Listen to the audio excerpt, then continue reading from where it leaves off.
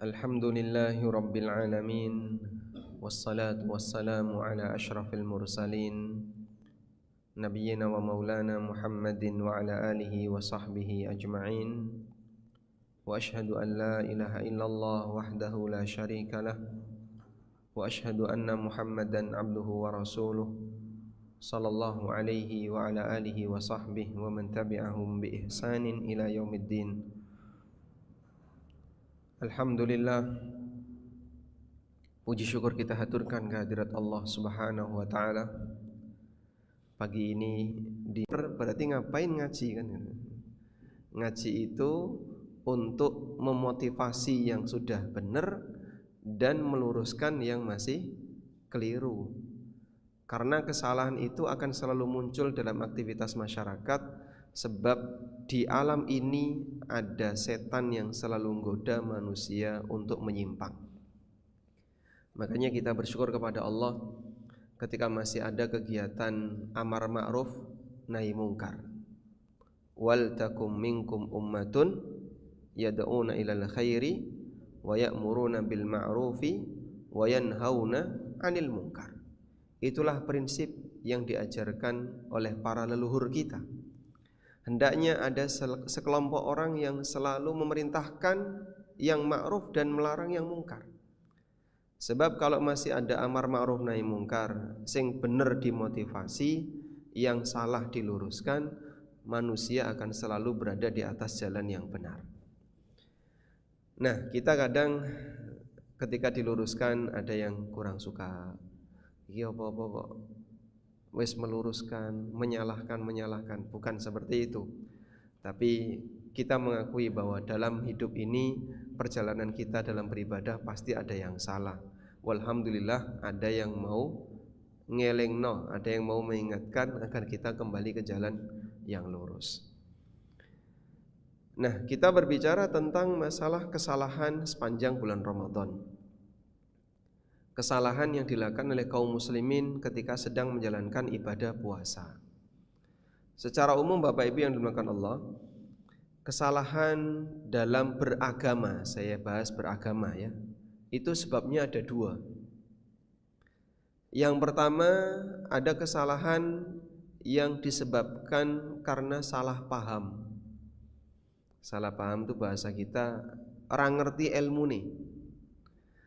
Kalau dalam istilah Arab disebut dengan su'ul fahmi, pemahaman yang gagal. Sehingga terkadang ada orang menganggap itu ibadah padahal aslinya bukan ibadah. Ada orang yang menganggap ini mubah padahal aslinya maksiat. Ini biasanya berangkat dari kondisi su'ul fahmi, salah paham. Yang kedua, ada kesalahan yang berangkat dari keinginan yang enggak baik. Dia sudah tahu salah tapi tetap nekat dipaksakan, atau bahkan menyalahkan yang tidak salah. Yang ini disebut dengan su'ul qasdi. Disebut dengan apa? Su'ul qasdi. Niat yang enggak baik, iktikad yang enggak, sehingga karena ada iktikad yang enggak baik, wis ngerti keliru, tetap dipaksakan. Kira-kira yang lebih berbahaya. Tapi yang kedua bisa jadi lebih berbahaya. Karena itu Allah ingatkan dalam Al-Quran di surat Al-Fatihah, ada model manusia yang punya su'ul fahmi, kesalahpahaman, sehingga dia enggak punya ilmu tapi modal semangat. Wis pokoknya yang penting ngibadah, tapi tidak punya modal ilmu. Ini Allah sebut di surat Al-Fatihah dengan kelompok ad-dhalin, kelompok orang yang sesat. Sinten ini yang ditafsirkan oleh para ulama, ad-dhalin adalah humun nasara. Mereka wong-wong Nasrani di mana mereka rajin beramal bi ghairi ilmin, tapi tanpa panduan ilmu. Sampai ono sing ora gelem rabi. Untuk apa? Dalam rangka fokus untuk ibadah. Padahal Nabi Isa tidak pernah ngajarin kayak gitu. Tapi kan Nabi Isa enggak pernah nikah sampai diangkat oleh Allah. Betul. Cuman bukan karena kesengajaan untuk melakukan seperti itu. Allah sebutkan dalam Al-Quran praktek seperti ini disebut dengan rahbaniyah.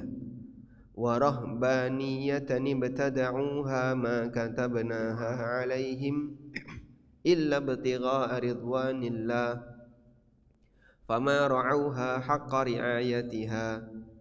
Dan praktek rahbaniyah yang mereka buat-buat, maka tabenaha alaihim, kami tidak pernah mewajibkan mereka melakukan seperti itu, illa ibtigha'a ridwanillah, dan mereka lakukan tujuannya dalam rangka mencari ridha Allah.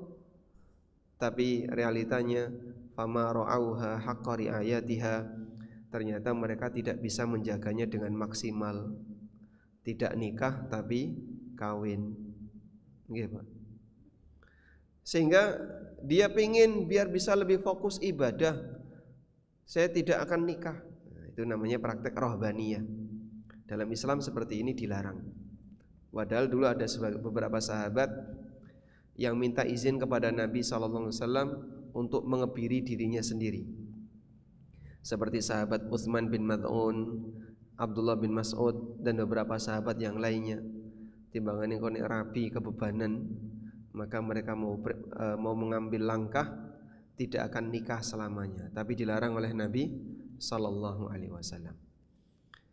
Dan ada model manusia yang kedua, yang su'ul qasdi, iktikadnya enggak benar. Itulah kelompok Yahudi yang dikatakan oleh Allah dalam Al-Quran al-maghdub alaihim, kelompok yang dimurkai. Kenapa Yahudi seperti itu? Karena mereka punya ilmu tapi tidak mau mengamalkannya. Dia ngerti tapi waton suloyo dengan kebenaran. Pokoknya nek sing jengene berasal dari Muhammad, mati urip ora tak bakalan lakoni. Meskipun mereka itu tahu karena waton suloyo dengan Nabi Muhammad SAW. Yang penting tampil beda. Asal pokoknya tidak ngikuti Muhammad, saya akan ikuti. Sampai satu ketika ada beberapa orang Yahudi datang kepada Nabi SAW bertanya tentang beberapa hal. Di muqaddimah pertanyaannya mereka sudah bilang seperti ini, wahai Muhammad, kami akan bertanya kepadamu yang tidak mungkin itu bisa dijawab oleh seorang nabi, yang tidak mungkin itu bisa dijawab kecuali oleh seorang nabi. Hanya nabi yang bisa jawab, karena hanya nabi yang punya ilmunya. Terus ditanya tentang beberapa hal yang goib-goib, semuanya dijawab oleh Rasulullah SAW. Nah, pertanyaan terakhir, waman waliyuka ya Muhammad minal malaika, siapa malaikat yang menjadi walimu wahai Muhammad? Nabi SAW mengatakan Jibril. Nah, terus mereka bilang, oh itu musuh kami. Kami enggak mau kalau kamu dekat sama Jibril. Kalau kamu dekat sama Mikail, kami mau. Ya, terus mereka pergi. Lalu Allah turunkan firman-Nya, man kana aduwwan li Jibrila wa Mikala fa innallaha aduwwun lil kafirin. Sapa wong sing memusuhi Jibril dan Mikail, sak temene Allah dadi musuhe wong-wong kafir. Ngerti kalau itu benar tapi tidak mau ngikuti, karena mereka punya prinsip apa? Waton suloyo. Yang penting beda dengan Nabi Muhammad SAW. Dan ada model orang seperti itu, ya. Pokoknya nek aku kon podo kaya iki gak gelem. Walaupun salah, yang penting beda. Nah, ini berbahaya, ya. Sebab ketika kebenaran ada di pihak yang lain, dia merasa enggak ridho karena dia bukan yang mengawali. Nah, selanjutnya berkaitan dengan masalah Ramadan. Nanti saya akan sebutkan secara ringkas saja beberapa kesalahan yang mungkin sering terjadi di masyarakat. Nomor 1, Pak, kita mulai dari menjelang Ramadan. Padusan sebelum masuk tanggal 1 Ramadan. Saya enggak tahu siapa yang pertama kali ngajari seperti ini. Karena mohon maaf Pak, budaya ini baru saya temui di Jogja. Di Lamongan niku nggih mboten enten ngeten. Saya yang aslinya dari Lamongan sampai SMA lulus belum pernah ketemu ada budaya padusan menjelang tanggal 1 Ramadan. Sehingga di sana tanggal 1 Ramadan begitu menjelang maghrib ya biasa sebagaimana aktivitas manusia pada umumnya. Kalau di sini kan, wah aku durung ngadus itu sampai ojo sampai mulai saka kantor telat. Karena dia harus padusan dulu menjelang Ramadan.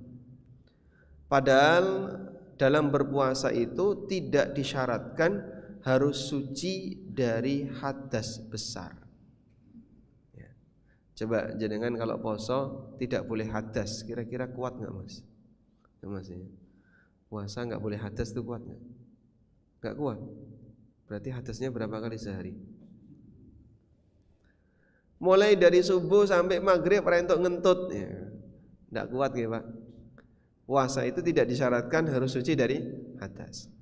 Meskipun kalau orang sengaja hadas nggak boleh.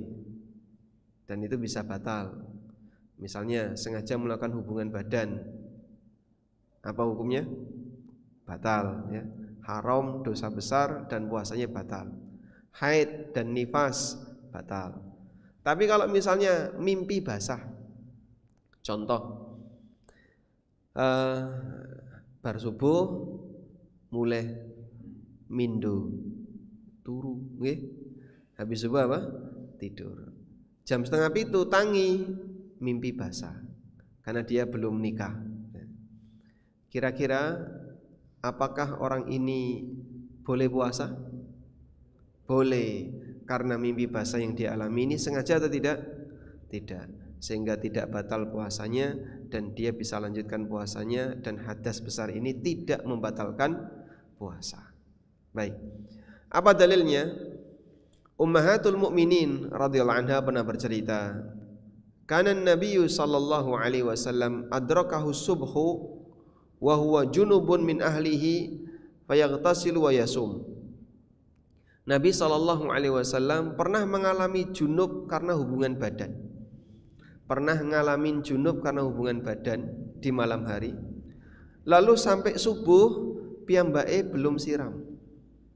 Sampai subuh Nabi SAW belum mandi. Fayaghtasilu wa yasumu. Lalu beliau mandi, setelah itu beliau puasa. Sehingga pernah Nabi SAW dalam posisi masih junub padahal sudah masuk waktu subuh. Kalau puasa itu disyaratkan harus suci dari hadas besar, berarti kalau ada orang yang junub tapi belum sempat mandi sampai subuh, boleh puasa atau tidak? Tidak. Kenapa?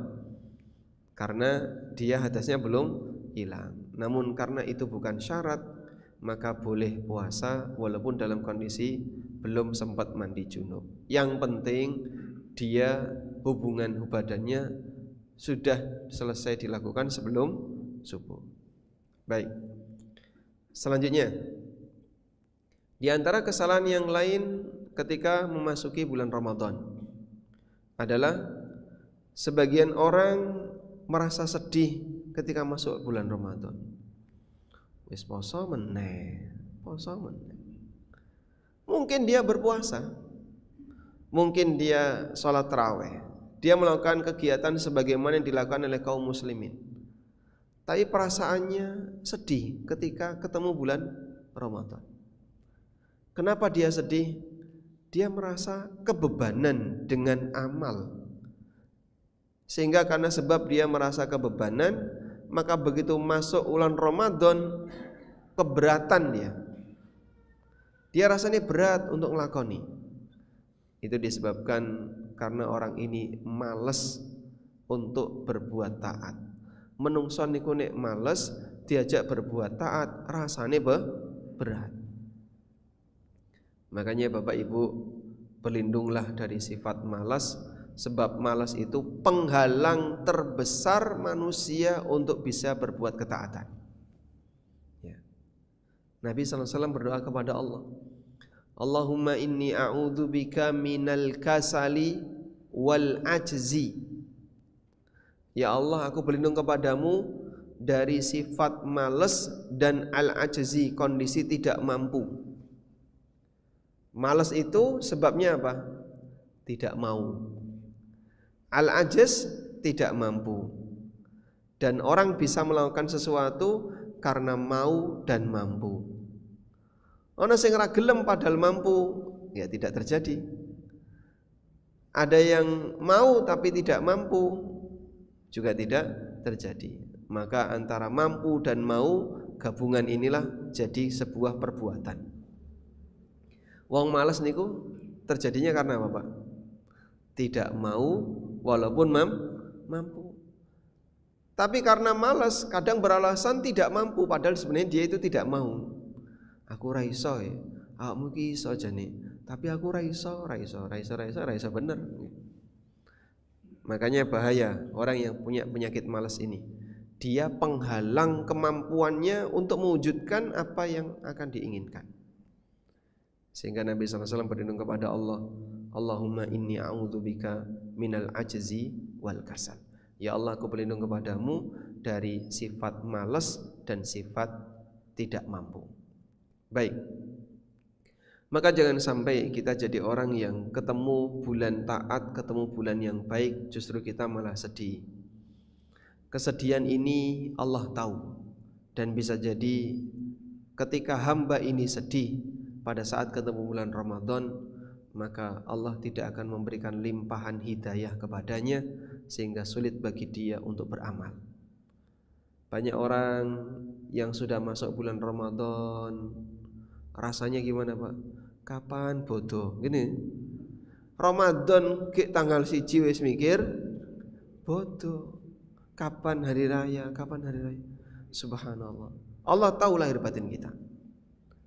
Karena itu Allah Subhanahu wa taala ceritakan tentang kondisi orang munafik dalam Al-Qur'an.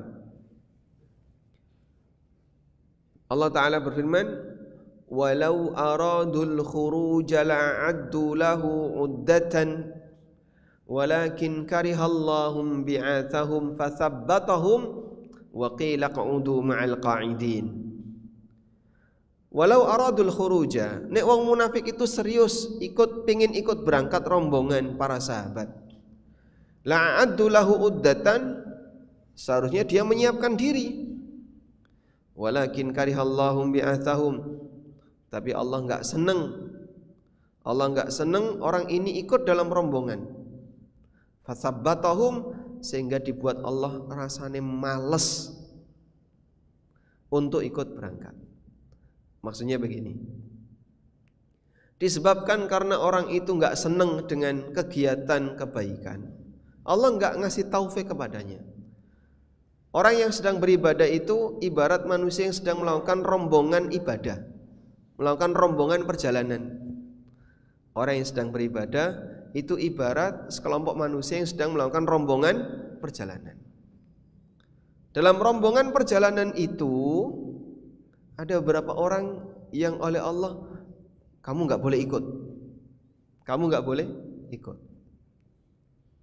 Orang ini dibuat oleh Allah enggak ikut dengan cara dibuat malas. Ini kalau Pak koncone sampean wis iso khatam 5 juz. Sudah khatam sekali misalnya. Tanggal 10 Ramadan sudah khatam sekali. Niku koncone sampean iso khatam. Lah sampean iki juz amma ya rampung-rampung. Kayak berjalan di tempat. Iya Mas, buka Quran kok angap-angop ngantuk. Oh, berarti bisa jadi, Pak, Allah tidak pingin Bapak ada dalam rombongan orang-orang yang khatam itu. Orang-orang itu sedang melakukan perjalanan menuju Allah dengan banyak membaca Quran, maka mereka berhasil menghatamkan Quran dalam jumlah banyak. Jenengan kok males? Oh, bisa jadi Allah enggak pingin Bapak ditaruh di rombongan orang yang sedang beribadah itu. Ketika Allah tidak menghendaki demikian, mungkin Bapak termasuk di antara orang yang enggak disenangi sama Allah. Sedih enggak kira-kira, Pak? Nek sing sadar sedih, Pak. Nek sing ra sadar, ya wis. Kok kaya ngono?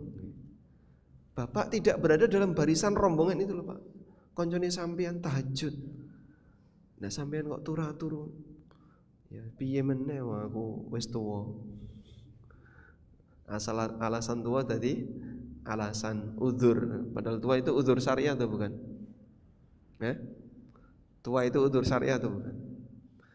Nek sik enom ngakune aku sik enom ora apa-apa, sesuk wae nek wis tuwa. Wis tuwa malah dadi alasan. Baik. Nah, itu sebabnya karena dia enggak semangat. Datang bulan kebaikan tidak dia syukuri, tapi malah dia enggak suka. Kok sudah datang bulan Ramadan? Ketika dia enggak suka seperti itu, maka Allah Subhanahu wa taala enggak suka sama dia. Ketika Allah sudah enggak suka sama dia, Allah tidak memberikan petunjuk kepadanya sehingga dia tidak bisa melaksanakan ibadah di bulan Ramadan dengan maksimal. Waliyadzubillah. Jangan sampai terjadi seperti itu, Pak. Baik. Selanjutnya, di antara kesalahan yang sering terjadi di bulan Ramadan adalah dia banyak berbuat maksiat. Puasanya sangat tidak berkualitas disebabkan banyaknya kegiatan yang isinya maksiat. Para ulama di masa silam, kalau sudah masuk Ramadan jarang keluar rumah. Ada seorang ulama namanya Thalaq bin Habib. Thalaq bin Habib itu kalau pas bulan Ramadan tidak pernah kelihatan keluar rumah kecuali kalau salat wajib. Mondar-mandir ke masjid, sudah salat wajib di masjid terus pulang. Kegiatannya banyak di rumah. Apa enggak kesepian, Pak? Justru di tempat itulah mereka bisa mengamankan diri untuk tidak berbuat maksiat. Lebih banyak mana, Pak? Maksiat di dalam rumah atau di luar rumah? Kenapa di dalam rumah? Kalau lebih banyak maksiat di dalam rumah berarti bojone iki bahaya ya. Nggih, Pak, nek ning jero omah isine mung padu tok, Pak. Wis marakno maksiat tak tinggal metu. Wonten sing ngoten niku, Pak? Berarti koncone sampean kurang apik nih. Kalau di dalam rumah kok maksiatnya lebih banyak, nah ini ada yang masalah. Tapi kalau di dalam rumah maksiatnya lebih sedikit, walhamdulillah, maka Anda amankan diri Anda dengan banyak tinggal di dalam rumah. Sahabat Abu Darda radhiyallahu anhu pernah berpesan, "Ni'ma saumi'atur rajul baituhu." Sebaik-baik tempat ibadahnya seseorang adalah rumahnya. Yamna'uhu min maksiatillah. Karena rumah itu akan menghalangi dia dari bermaksiat kepada Allah. Sehingga dengan berada di dalam rumah, orang lebih aman. Itu shelter, tempat aman bagi seorang muslim. Di masa sekarang kan orang bisa ngobrol dengan orang lain dengan cara WA. Zaman dulu, ibu-ibu misalnya selesai masak, selesai resik-resik, wis do rampung kabeh pekerjaan rumah, dolan ning tangga. Petan. Nggih, Pak.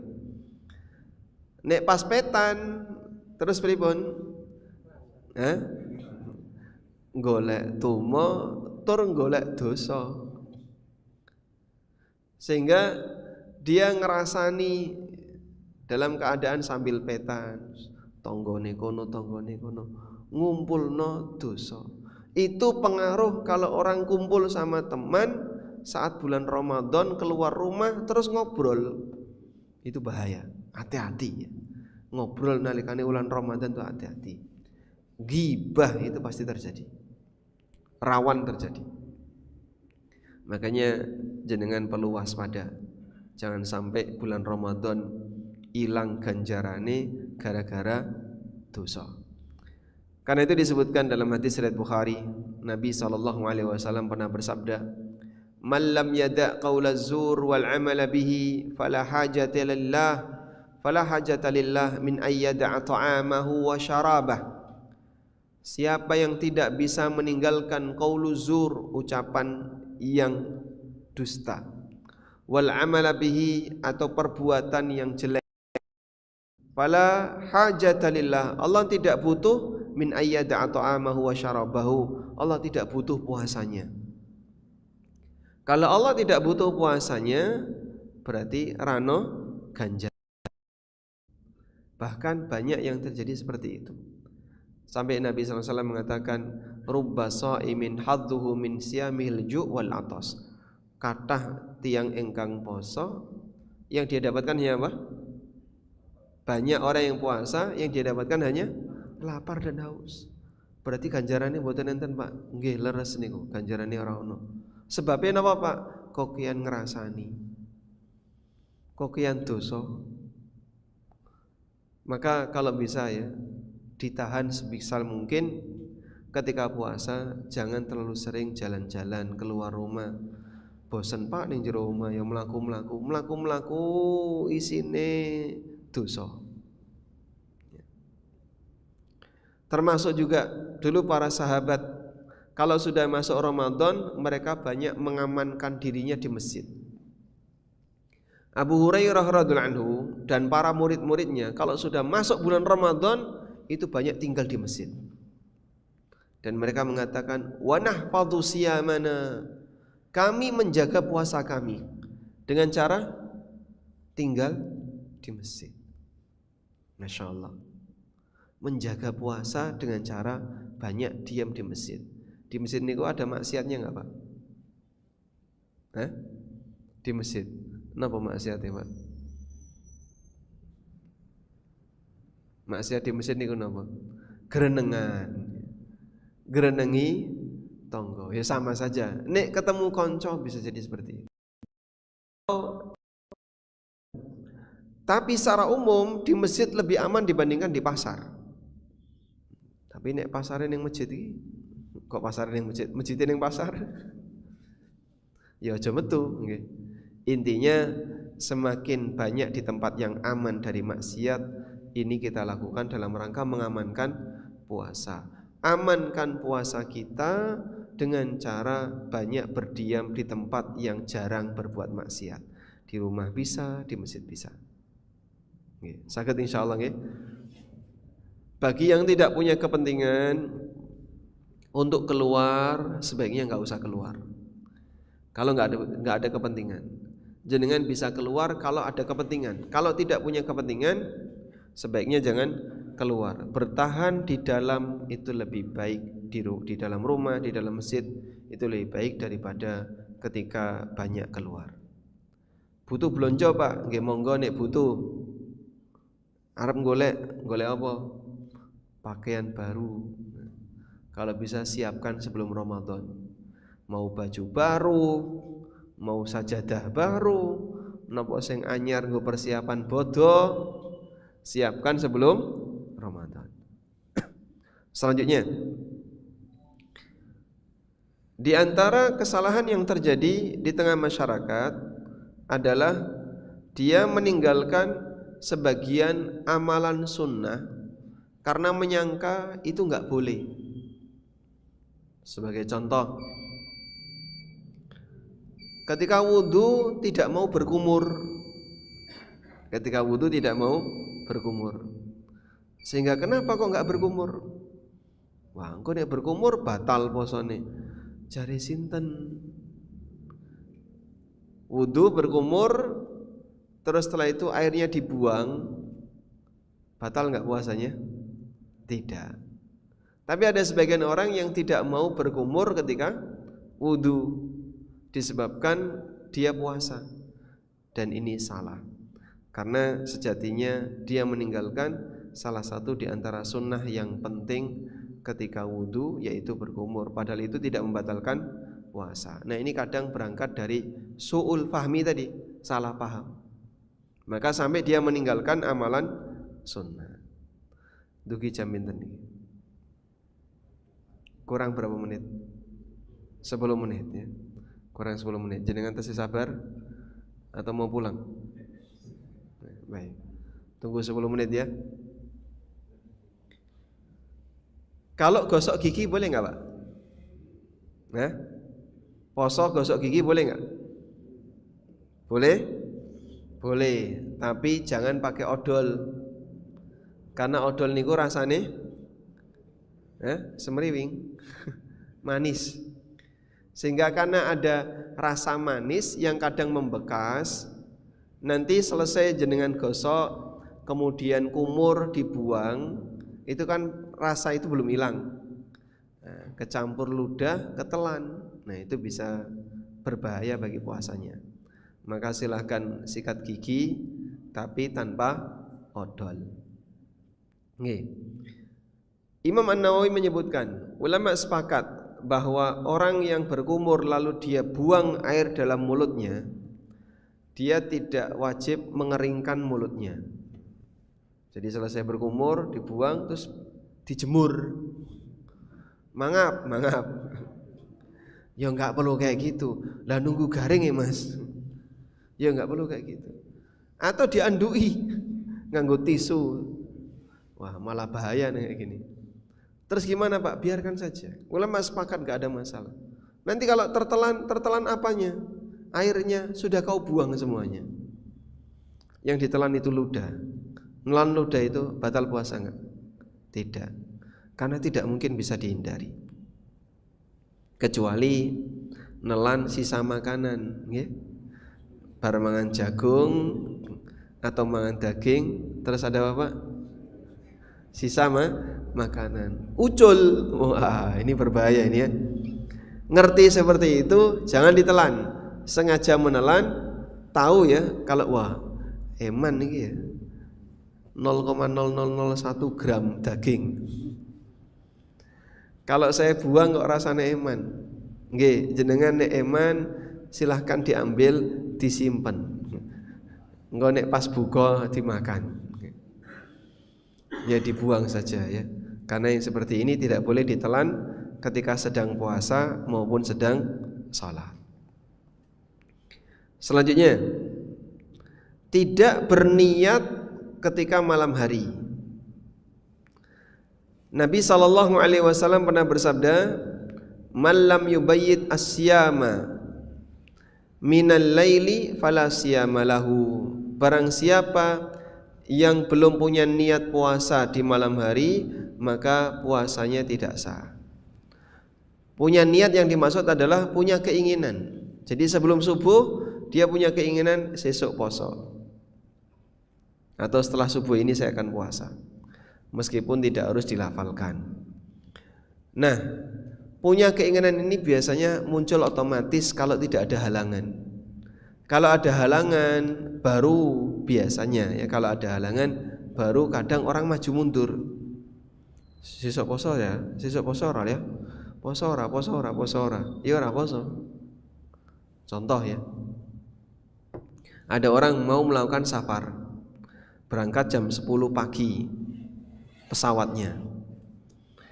Wah, niki nek sesuk poso ya ketoke kok rada berat. Karena perjalanan nanti cukup jauh. Maju mundur poso ora ya, poso ora. Sampai subuh kok sek poso ora berarti ora poso. Karena belum yakin.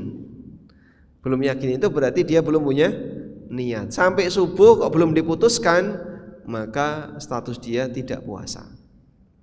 Itu apabila tidak diputuskan. Jamaah umroh niku Pak nggih.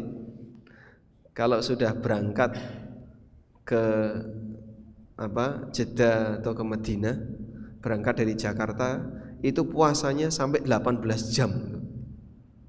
Kalau puasa ya. Jadi di Indonesia dia subuh udah puasa. Berangkat ke sana ditambah 4 jam. Kene wis maghrib, kono durung maghrib, tambah 4 jam lagi. Itu bisa sampai 18 jam puasanya. Bahkan sampai 19 jam. Tergantung bagaimana waktu berbuka di sana. Wah, itu bisa karo lemes tele-tele tidak pernah puasa sepanjang ini. Nah, ada sebagian di antara jamaah yang kadang ragu, puasa enggak ya, puasa enggak. Pilih ya. Kalau puasa ya harus lanjut sampai selesai. Kalau enggak punya niat dari subuh. Nah, kalau enggak punya niat berarti enggak puasa. Dan musafir boleh tidak puasa. Musafir boleh tidak puasa. Tapi kalau normal enggak ada apa-apanya wajib puasa. Yang terakhir, di antara kesalahan saat jurune bulan Ramadan jadi pemalas ketika bulan Ramadan. Gawene mong turu. Bahkan sampai ada hadis palsu. Naumus shaimi ibadah. Turune wong poso niku ibadah. Jare sinten niku? Tidur itu tidak ada yang bentuknya ibadah, kecuali ya tidur yang diniatkan biar punya kekuatan agar nanti bisa tahajud. Tidak ada ulama yang senang tidur, tidak ada orang baik yang orang soleh yang dia suka tidur. Mereka itu rata-rata orang rajin, bukan pemalas yang senengane turu. Baik, makanya bulan Ramadan itu bukan bulan untuk malas-malasan, tapi bulan Ramadan adalah bulan untuk produktif. Wallahu alam, demikian yang bisa kita sampaikan, mudah-mudahan bermanfaat. Wassallallahu ala nabiyyina Muhammadin wa ala alihi wa sahbihi wasallam. Kurang berapa menit? 3 menit. Ada yang mau disampaikan? Tidak ada, alhamdulillah. Monggo, silakan.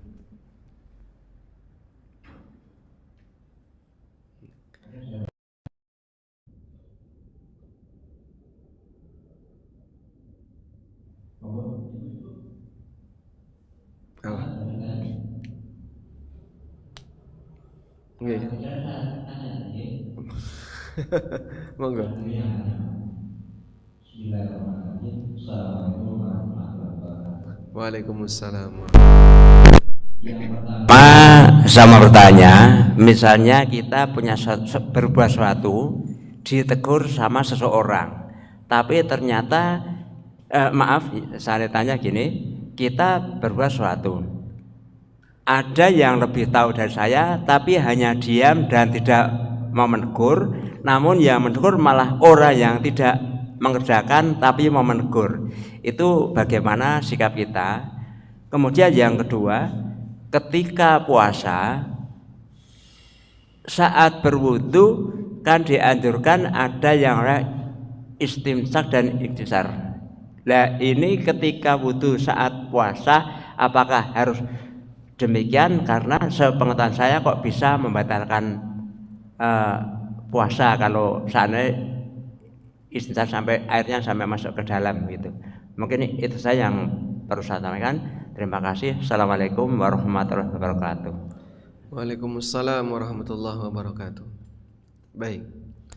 Kalau kita berbuat salah lalu ditegur oleh orang lain, misalnya di sini ada si A dan ada si B. Si A ini lebih berilmu tapi dia diam saja. Si B kurang berilmu malah yang negur. Kita salah. Sikap kita seharusnya bagaimana? Selama kita ini salah, seharusnya menerima dari siapapun teguran itu berasal, baik dari orang yang berilmu maupun dari orang yang kurang berilmu. Sebab kita berubah.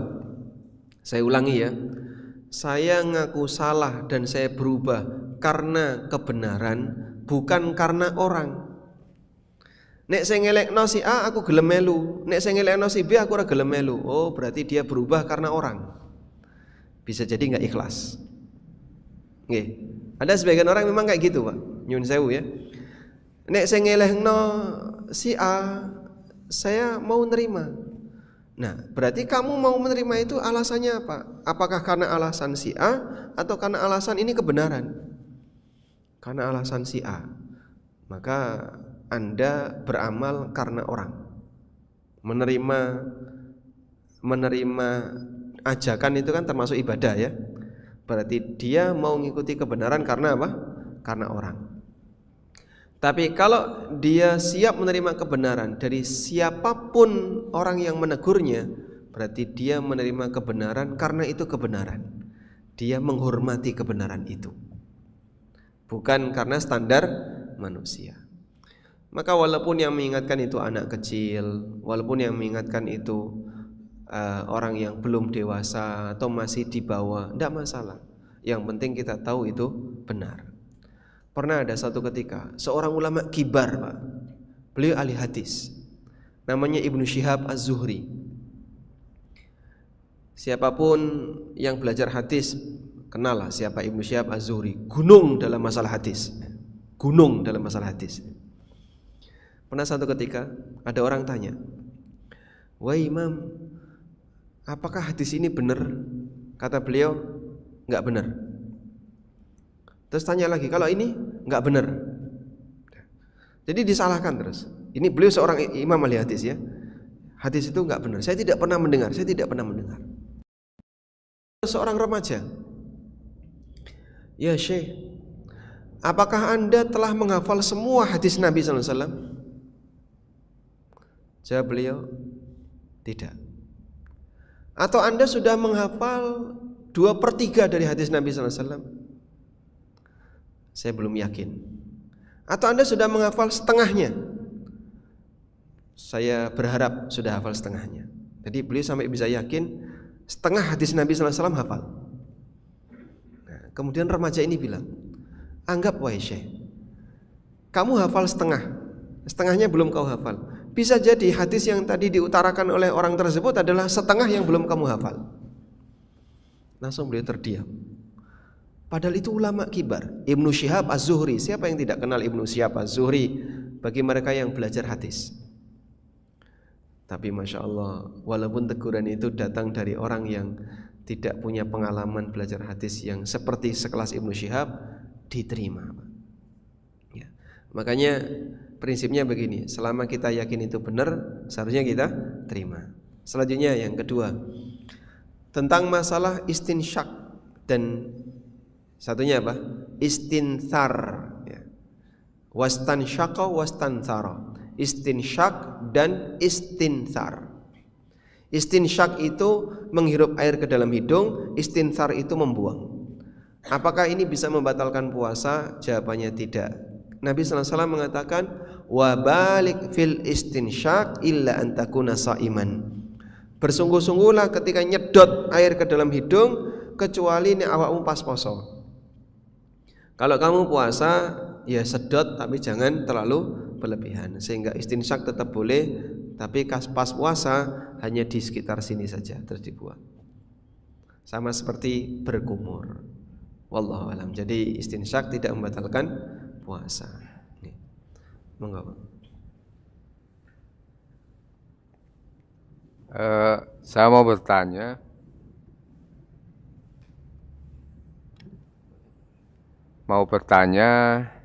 hubungannya dengan sholat 2 rakaat ringan sebelum sholat taraweh. Nah, ini ruang lingkupnya bagaimana, kemudian ringannya itu yang dibaca apa? Mohon penjelasan Ustadz. Terima kasih. Sholat istiftah itu. Baik. Apa hukumnya sholat iftitah atau sholat istiftah? Iftitah sama istiftah itu sama ya. Doa iftitah atau doa istiftah sama. Yang dikerjakan sebelum sholat taraweh. Nah. Mengenai sholat pembuka yang dilakukan oleh Nabi SAW itu disebutkan dalam hadis riwayat Muslim. Beliau sebelum tahajud selesai bangun tidur, kemudian beliau bersuci wudu, lalu beliau sholat ringan 2 rakaat.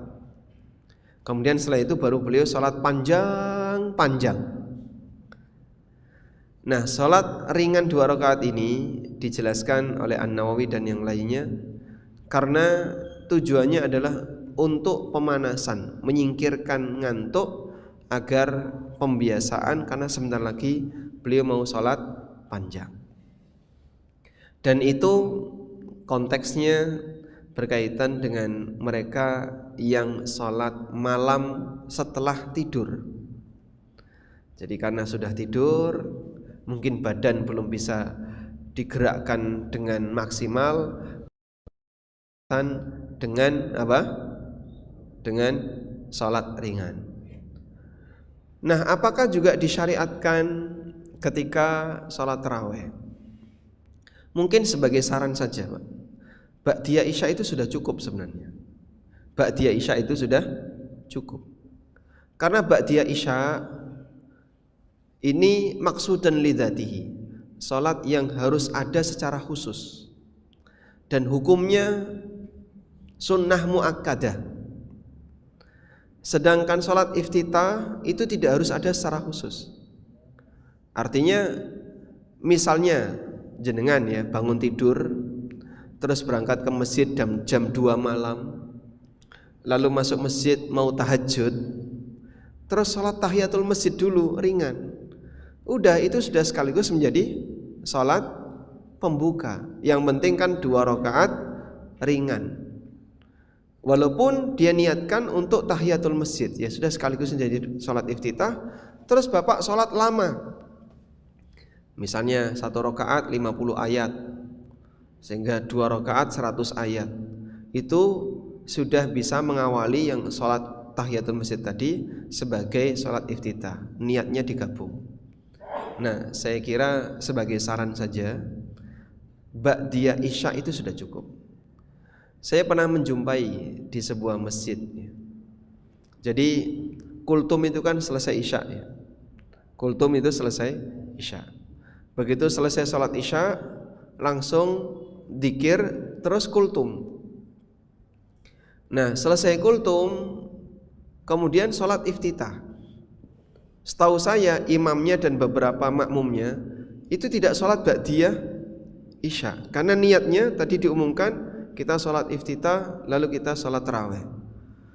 Ba'diyah isya lebih tinggi derajatnya daripada iftitah, karena ba'diyah isya itu sunnah muakkadah yang tidak pernah ditinggalkan Nabi SAW ketika mukim, sebagaimana yang diceritakan oleh Ibnu Umar.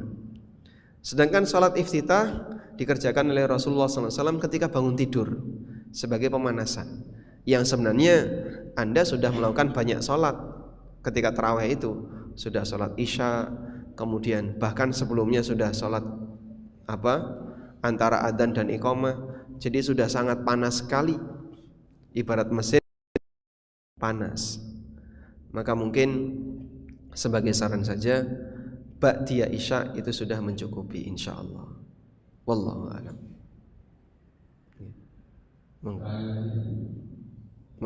Ini pertanyaan saya, doa iftitah yang saya jumpai ketika sholat Jumat, imam itu mohon maaf kebanyakan nggak membaca doa iftitah, langsung Fatihah gitu. Okay. Nah, ini memang ada hadisnya atau memang bagaimana? Saya mohon penjelasan itu. Doa iftitah yang dibaca Nabi SAW itu banyak versi nggih. Ada yang versi panjang, ada yang versi pendek. Yang Bapak hafal yang versi pendek apa Pak? Inni wajjahtu ini kok agak panjang. Dalam hadis Ibnu Umar radhiyallahu anhu, Nabi SAW pernah mendengar ada orang membaca Allahu Akbar kabira walhamdulillahi katsira wa subhanallahi bukratan wa asila. Hanya sampai di titik itu ya. Inni wajjahtu itu versi yang lain. Jadi ketika ada baca dua ini berarti dia menggabungkan dua hadis. Sehingga kalau satu saja boleh Pak, boleh, karena itu yang sesuai dengan hadis Ibnu Umar. Lalu Nabi SAW menyebutkan keutamaannya berkaitan dengan lafaz inni wajjahtu tadi. Itu yang paling pendek. Bisa juga subhanakallahumma wa bihamdika wa tabarakasmuka wa ta'ala jadduka wa la ilaha ghairuka. Ini lebih panjang dikit. Nah, bisa jadi imamnya baca iftitah versi pendek, makmumnya baca versi panjang. Imam wis rampung, makmum durung rampung. Imamnya baca Allahu Akbar kabira walhamdulillahi katsira wa subhanallahi bukratan wa asila. Itu kan cuma 3 kalimat. Makmumnya baca Allahumma ba'id baini wa baina khataaya kama ba'adta bainal masyriqi wal maghrib. Baru 1 penggalan. Ada 3 penggalan kan? Allahumma ba'id baini, Allahumma nakini, Allahumma ghsilni. Ada 3 penggalan. Baru dapat 1 penggalan, imamnya wis rampung. Baca Fatihah imamnya. Nah, terus gimana? Ya makmumnya langsung dengerin bacaan imam. Wa ala kullin, intinya ya, dalam membaca doa iftitah boleh panjang boleh pendek, dan bagi makmum apabila imam sudah mengeraskan bacaan, maka cukup dengarkan. Dan iftitahnya belum selesai gimana Pak? Ya sudah, putus. Sebagaimana ketika imam sudah ruku, jenengan durung rampung Fatihah, maka makmum gimana? Ikut imam ruku, bukan menyelesaikan Fatihah. Kalau menyelesaikan Fatihah, nanti sholat jamaah jadi gini Pak. Ana sing munggah medun enggak karo. Itu kalau cuma 1-2 jamaah mungkin enggak kelihatan. Coba kalau satu Masjidil Haram. Iki kok ana sing ruku, ana sing ngadeg, ana sing enggak. Jadi keseragaman jamaah tidak terjadi. Wallahu a'lam. Nggih. Penjawab insyaallah. Baik. Cukup insyaallah. Demikian yang bisa kita sampaikan. Mudah-mudahan apa yang kita bahas ini bermanfaat. Wassallallahu ala nabiyyina Muhammadin wa ala alihi wa sahbihi wasallam. Wa akhiru da'wana alhamdulillahi rabbil alamin. Wassalamualaikum warahmatullahi wabarakatuh.